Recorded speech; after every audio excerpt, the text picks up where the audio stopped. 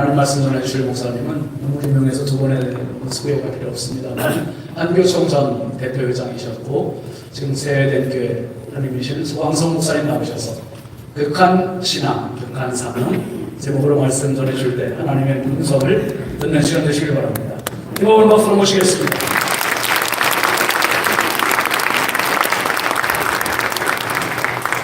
여러분 반갑습니다. 특별히 우리 성가대 찬양대 찬양이 너무나 은혜스럽고 지휘자의 뒤태가 너무나 아름답습니다. 지휘자는 앞모습보다 뒷모습이 더 아름다워했는데요. 오늘 인천시 기독교 총연합회가 주관하는 3.1절 기념 예배 말씀 전하게 되어서 큰 영광으로 생각합니다. 여러 군데서 초청해 왔지만 저는 인천을 선택하였고 왜 인천을 선택하느냐, 제가 존경하는 우리 주승종 목사님께서 인천시 기독교연합회 총회장으로 계셔서 주 목사님을 존경하는 마음으로 이쪽으로 선택을 했습니다. 아멘.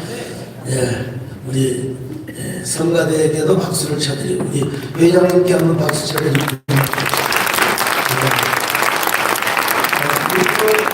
저희 교단의 김 목사님께서 그렇게 이야기하고 또 우리 미추홀구의 이영성 목사님께서도 전화를 많이 하셔서 이쪽으로 올 수밖에 없다는 사실을 말씀드립니다.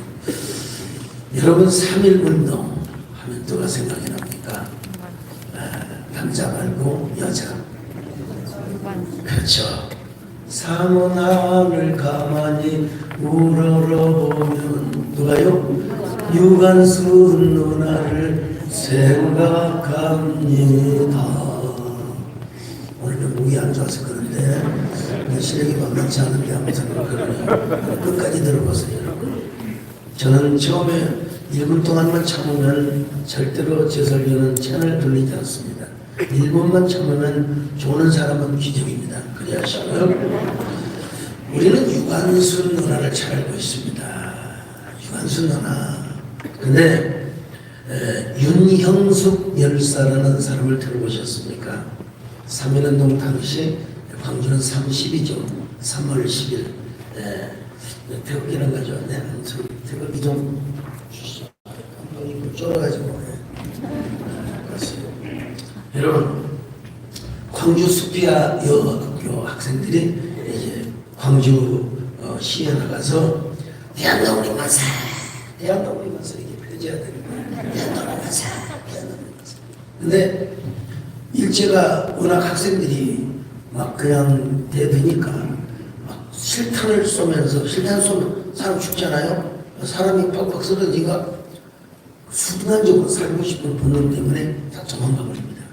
근데 그 윤형숙 열사는 총을 쏘는데도 불구하고 그 형사들 앞에서 대한독립 만세, 대한독립 만세, 대한독립 만세 하니까 하도 기가 막혀서 총을 안 쏘고 일본 군도로 왼쪽 팔을 꽉 치니까 그 자리에서 잘라져 버리고 말았어. 그러면 본능적으로 팍 쓰러지잖아요. 쓰러지고 자기 팔을 죽어야죠. 자기 떨어진 팔을 죽어야 될 거 아니겠어요? 근데 떨어진 팔은 그대로 두고 오른손으로 태극기 2개를 다시 들고 팔이 없어요. 대한독립 만세, 대한독립 만세. 여러분 일본 순사들이 기가 죽어버렸어요. 도대체 저 여자는 뭐가 속에 들어있길래 저렇게 대한독립 만세를 외친단 말인가. 극한 여자였죠. 극한 신앙을 가지고 중노을 쓰고 그대로 연행을 해갑니다. 감옥살이를 하면서 얼마나 고문이 심했던지 윤형숙은 실명을 합니다. 한종론이 얼마나 극한 고문을 받았던지 여러분 용서하고 들으세요. 일제시대의 고문은 여자들에게는 성고문이었습니다. 온몸을 벗겨놓고 밧줄에 매달린 채 추우면 담뱃불로 지쳐들고 그리고 성고문을 해서 여자의 기능을 상실하게 만듭니다. 그 혹독한 고문 속에서도 윤형숙 열사는 대한독립 만세, 대한독립 만세.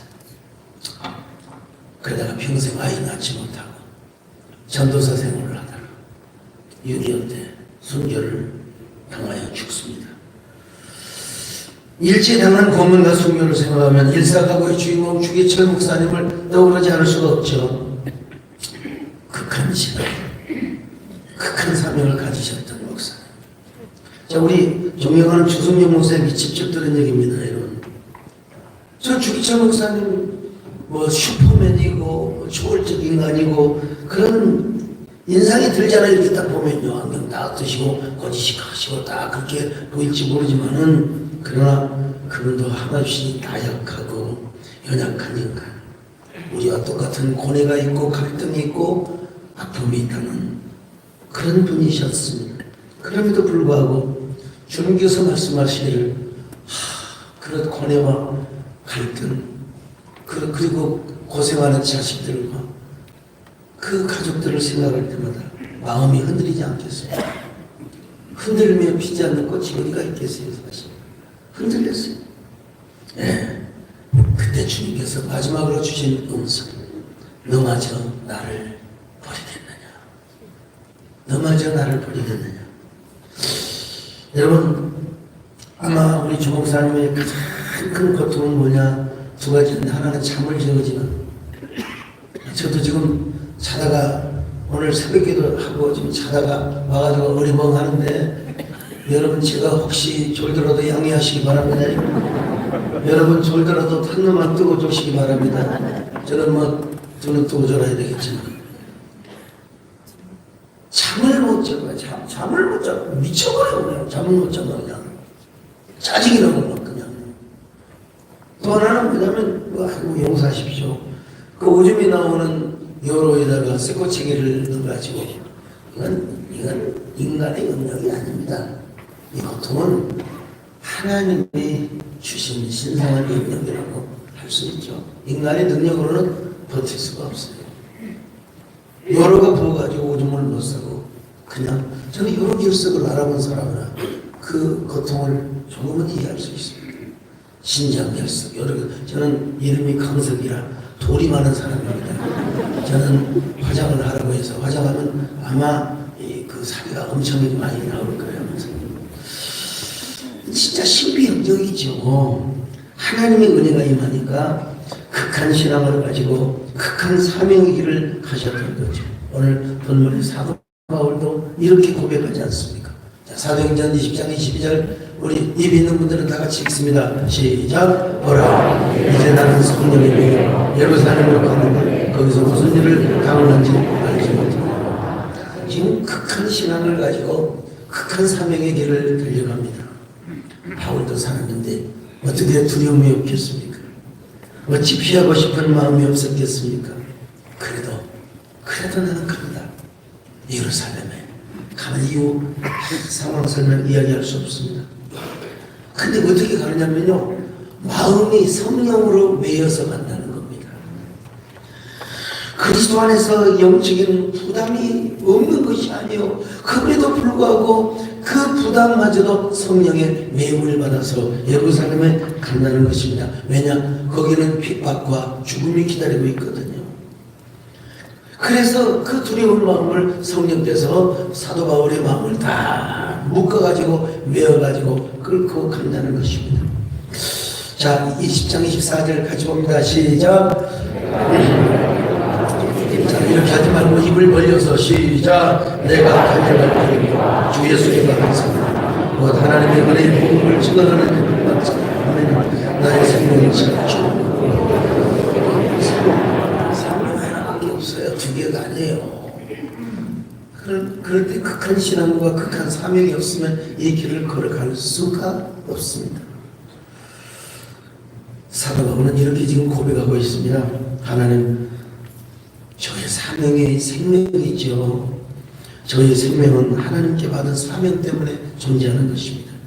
사명을 위해서는 이 목숨 따위 아무것도 아닙니다. 10개라도 바치겠습니다. 오로지 저의 생명이 눈물이고 축복일 뿐입니다. 우리 초대 기독교인들 역시 사도 바울처럼 3.1운동을 사명으로 생각하고 눈물로 생각하고 기업으로 생각했습니다.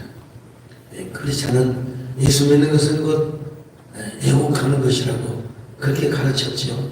그래서 모든 우리 사도행동 지도자들이 극한 신앙을 가지고 극한 사명의 길로 갔던 것입니다. 원래 천도교가 사도행동을 이렇게 다 주도하게 되었습니다. 그런데 어찌어찌해서 특별히 아까 말씀하신 대로 이승훈 장로님이 나서가지고 더 이승훈 장로님이 나서서 기독교 지도자들을 설득합니다. 그래서 3.1운동이 경기도를 거쳐서 충청도와 전라도, 경상도, 자 평양, 의주, 청주, 선천, 안주, 원산, 진남포 등으로 번져갑니다. 자, 어떻게 해서 이 3.1운동이 일어나게 되었는가? 물론 역사적으로 신한천연 애국단으로 저 상해에서 와서 이런 과정 다 하고 우리 기독교적인 관점에서 몇 가지 얘기를 해봅니다. 첫째는 선교사의 영향 때문입니다. 자, 미국의 장로교 선교 본부는 무슨 원칙을 주장했습니까? 정교분리 원칙을 주장했어요. 자꾸 골짜기에 일본하고 싸우지 마라. 우리가 당신들 감옥에 들어가면 빼내기도 힘들고 그냥 순수한 복음만 전해라. 이것이 종교, 선교사들의 선교 본부의 원칙이었습니다. 더더구나 행정을 담당하는 선교사들은 일본의 조선 총독부와 거래를 하고 또 나름대로 또 이렇게 협상을 하고 그렇게 하기 때문에 아무래도 약간 친일적 행동을 할 수밖에 없었어요. 또 그것도 우리가 또 이해는 또 해야 됩니다. 그러나 현장에서 사역을 하는 이 선교사님들은 우리 민족이 당하는 고난과 아픔을 눈으로 보니까 도같이 많잖아요. 반인륜적이고 반인권적이고 그리고 반휴머니즘적이고 반민주적이라는 말이죠. 너무 억압이 심해요. 그래서 3.1운동을 하라 소리는 안 했지만 성경이 나타난 대로 인권과 자유와 박애와 그리고 그리스도의 사랑과 여러 가지 그 민주주의를 은근하게 가르치기 시작합니다. 교육이라는 힘이 큽니다. 요즘 다큐 영화가 나와서 영화의 힘이 크는 것처럼 여러분 교육은 더 커요. 그래 그들이 당시 여자들은 집에서 빨래나 하고 호되는질이나 하고 또 뭡니까 그냥 걸레나 빨고 또 애나 보고 그런 애들이에요. 그런 애들 고1 고2 이런 애들이요 16, 17 이런 애들이 뭘 알겠어요. 근데 학교 가서 교육을 받으니까 머리가 끼는 거예요. 이게 머리가 완전히 그냥 바뀌어지게 된 겁니다. 근데 목숨을 걸고 3.1운동 태극기를 들고 3.1운동을 하게 되었다는 겁니다. 그러니까 유관순 나이가 몇 살이고 윤형숙 열사의 나이가 몇 살입니까 여러분? 찰스 클라크 이런 분들은 여러분 오히려 은근하게 3.1운동을 도와줬습니다. 또 마페 선교사와 모리 선교사는 3.1운동 집회에 참여를 해버렸어요. 아예 감옥도 갔습니다. 적당하게 연구하는 근현대사를 공부하는 분들은 선교사들이 말이야 막 친일적이었다고 그런 분이 제가 있다고 했었잖아요. 그 부분은요 제가 우리 여러 대학 교수들에게 참 이래봬도 제가 KBS에 원투 다큐 제작을 하는데 제가 후원을 하고 제가 출연을 했거든요. 선교사들의 기록이 여러분 안 나와요. 경찰에 그거는 청년들이 가서 끝까지 입을 다물어 주었기 때문에 그렇습니다. 저는 클라크 선교사의 친손주인 스탠포드 대학 교수 도널드 클라크에게 이야기를 그대로 들었습니다. 이런 자료를 그런 근현대사 교수들에게 얘기를 해도 얘기를 하니까 이제 끔찍하게 되고 그들이 통화되게 되는 걸 봅니다. 맥퀸 선교사 여러분 김원백이라는 학생이 친하게 반일 활동을 하는데 절대로 제재를 하지 않았습니다. 응원하고 박수치고 말이죠. 김원백이 잡혀갑니다. 그런데 절대로 경찰에다가 그 맥퀸 선교사 얘기를 하지 않았어요. 참 대단한 머리 있는 사람들이죠. 이 이야기 역시 바로 그의 후손 소녀 캐런 이글스턴 교수에게 제가 직접 들었습니다. 스코필드 선교사 같은 경우는 파고다 공원에서 참 뭐 3.1운동 하는 걸 사진 찍고 이 제암리 사건을 사진 찍어서 외신 기자들이 전부 다 죽어서 장롱 속에 갇혀 있을 법할 만한 이 3.1운동이 전 세계에 다 알려지게 된 겁니다. 특별히 여러분 소환련 성이 소십니다. 여러분 이 소환련 선교사는 3.1운동에 대한 사건을 미국의 백악관에까지 보고를 하여서 여러분 백악관에서 대책 회의까지 하게 되었다는 것입니다. 제가 언제가 필라델피아에 있는 장로교 선교역사 박물관에 가서 보니까 선교사들의 보고들이 얼마나 많은지요. 저건 하나의 그림이고 그 문서가 나와야 되는데 문서가 그렇죠. 문서. 제가 군산 제고등학교를 졸업했는데 그 제1고 학생들 0명 학생들이 3.1운동 했던 거 멜번 된 학생들이 했던 거 저기 다 있어요. 지금 다 있어요. 자, 이 선교사들의 영향 때문에 3.1운동이 첫째 일어났다는 사실. 두 번째로 초대 한국교회 지도자들의 의식 변화 때문이었습니다. 여러분, 많은 분들이 3.1운동을 했지만 교계는 멈칫할 수밖에 없어요. 왜? 우리가 너무 지나치게 사회 참여를 하는 것이 정치적 기독교로 퇴색하지 않는가 이런 염려를 많이 하게 되었습니다. 특별히 우리 시대의 가령 한경재 목사님 같은 거는요, 이런 분들이라고 할 수 있는 당시에 누구죠? 길선주 목사님. 이 길선주 목사님을 비롯해 대부분의 목사님과 장로님들이 꺼려 있습니다. 3.1운동 나가는 걸 꺼려 있습니다. 그래서 이승원 장로님께서 뭐라고 말합니까? 목사님 그렇게 힘드시면 거리에 안 나오고 이름만이라도 써주십시오. 서명이라도 해주십시오. 나라를 찾고 백성의 주권을 찾으면서 복음도 전해야 우리가 함께 천당에 가지 않겠습니까? 길선주 목사님이 기도를 하시다가 서명을 해주십니다. 그럼에도 불구하고 많은 분들이 돌아와서 이제 3.1운동을 하기로 작정을 했지만 특별히 여러분 어떤 젊은 목사 같은 분들은 그래도 이건 너무한 거 아닌가. 어떻게 천도교 우리와 진리와 전혀 다른 천도교와 손을 잡고 애국운동을 할 수 있단 말인가. 그 중에 한 사람이 신성구 목사님이셨습니다. 감리교회는 다 아시겠죠. 하나님 구원은 오직 예수밖에 없는데 이거 종교타원지도 아니고 포스트모던도 아니고 어떻게 천도교인들과 함께. 그런데 어느 날 하나님께 기도하는데 사랑하는 종아 4,000년 동안 전해 내려온 강도를 빼앗겼는데 찾으려고 하지 않는 것이 죄가 아니더냐. 성령님이 그 음성을 듣고 눈물로 회개를 하였습니다. 그리고 그는 마지막 늦가기로 그 33인 중에 한 사람이 되어가지고 그는 정말 단 한 번도 신사참배하지 않고 끝까지 일제의 고문을 다 이겨내고 그리고 6.25 때 순교를 당하여 돌아가셨죠. 왜 이런 일이 일어날 수 있었을까? 바로 기독교 지도자들, 특별히 목사님들의 의식이 바뀌니까 여러분 기독교가 앞장을 서게 되고 물론 우리가 돈이 좀 없으니까 천도교에서 돈을 좀 꾼 건 사실이지만 그래도 목회자들의 의식이 있었어요. 우리 교회 안에 목회뿐만 아니라 우리는 이제 기독교는 적어도 민족 종교가 되어야 되고 민족이라고는 바운더리에서 목회를 해야 되고 우리는 적어도 우리가 국가 목회를 해야 된다. 이런 의식을 가지고 목사님들이 깨어서 주일날 예배를 드리고 많은 교회들이 나서서 참 들어가서 3.1절 만세를 부르게 되었다는 것입니다. 오늘 우리가 이 극한 신앙과 극한 사명의 길을 배워야 한다는 거죠. 자, 마지막 세 번째로 온 교인들이 애국 예민의 신앙을 따라 주었기 때문에 그렇습니다.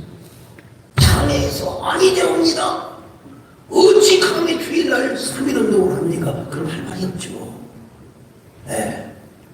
근데 여러분 사랑하는 종아 4,000년 동안 전해 내려온 강도를 빼앗겼는데 찾으려고 하지 않는 것이 어찌 죄가 아니다. 신석구 목사님은 하나님의 음성을 들었어요. 그래서 그는 죽기까지 독립운동을 하였던 것입니다. 네, 목사가 없으니까 교인들이 다 떨어졌어요. 제가 알기로 장로님들 한 명도 반대하지 않았습니다. 다 떨어졌어요. 애국 애민의 신앙을 순수하게 받았고 따라 주었기 때문에 여러분 그 이후부터 우리 기독교는 민족 종교가 되었고 국가적 종교가 되었어요.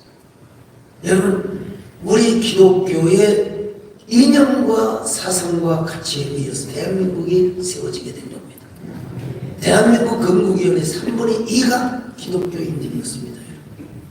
물론 우리 남한만 대한민국을 이뤘지만 건국위원회 자체가 다 3분의 2였다는 거예요. 우리 기독교인. 자, 그런데 그래서 당시 지성인들은 자꾸 성공하려고 하면 교회로 나가라. 성공하려면 교회로 나가라. 오늘날의 기독교와는 너무나 거리가 멀지요.